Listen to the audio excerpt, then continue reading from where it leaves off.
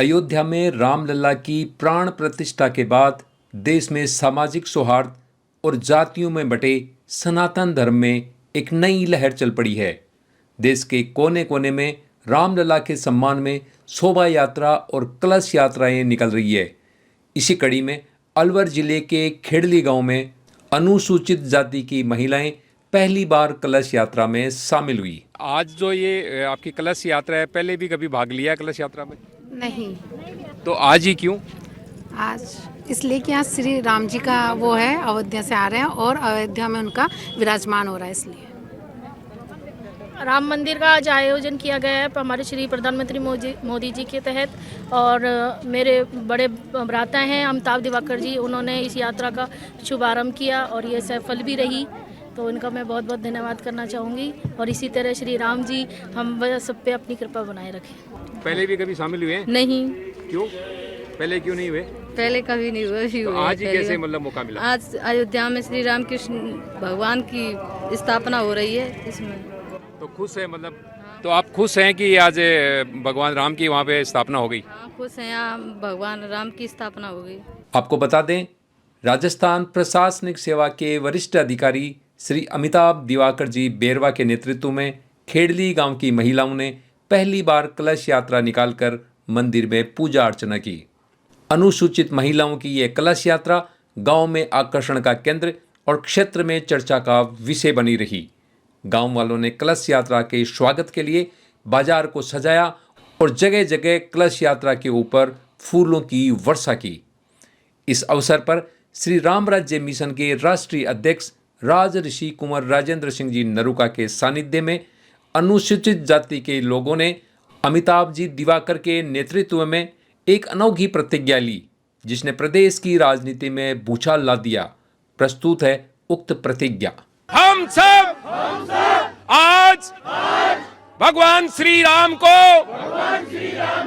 साक्षी मानकर एक प्रण लेते हैं कि हम सब अपने देश, अपने सत्य सनातन धर्म, अपने इष्ट राम कृष्ण, अपने देवी देवता के सदा आभारी रहेंगे और अपने सत्य सनातन धर्म के प्रति पूर्ण निष्ठावान रहेंगे।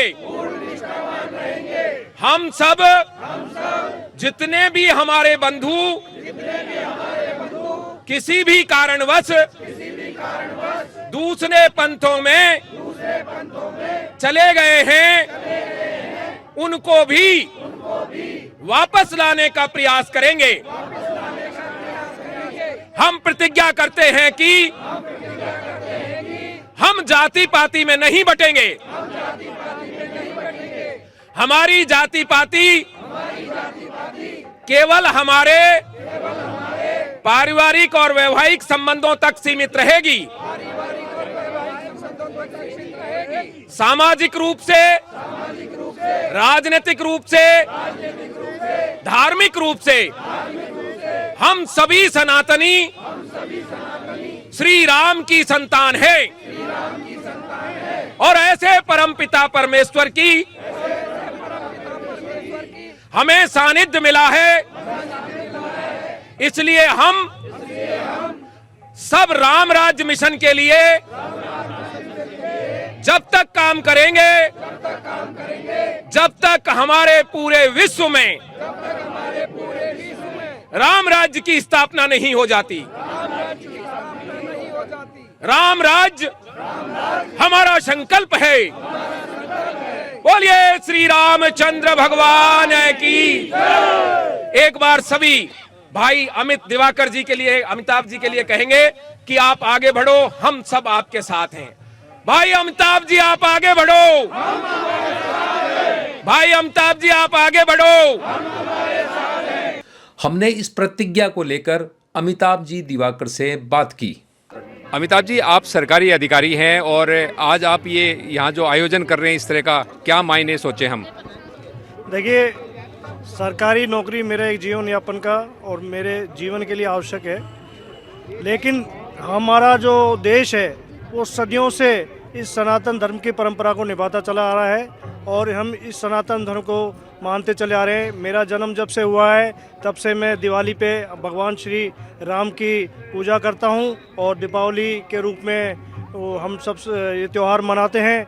आज हमारे लिए बड़ा ही हर्ष और गर्व का विषय है कि हमारे राम लल्ला जो 500 वर्षों से अधिक समय से हमारे अयोध्या धाम से निर्वासित थे, आज वो दिन है जब राम लल्ला को हमारे अयोध्या धाम में अपने निवास पे पुनः पदस्थापित करने का जो कार्य हुआ है और आज जो उनका उनकी जो राम लल्ला की जो मूर्ति का आज स्थापना है उसके उपलक्ष्य में आज पूरे देश के अंदर दिवाली के रूप में मनाया गया है।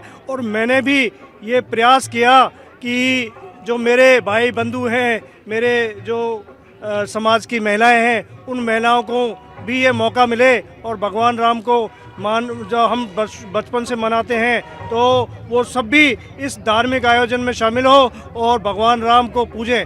भगवान राम को एक आस्था का विषय है और इसका सरकारी सेवा से कोई महत्व नहीं है। सरकारी सेवा का, सरकारी सेवा हमारे लिए एक जीवन यापन का ही माध्यम है और ये हमारे लिए भगवान राम हैं जो हमारे इष्ट है, आराध्य हैं और उनकी सेवा के लिए हम हमेशा तत्पर हैं। हमारा जीवन जो है उनकी पूरा जीवन उनके चरणों में हम गुजारेंगे।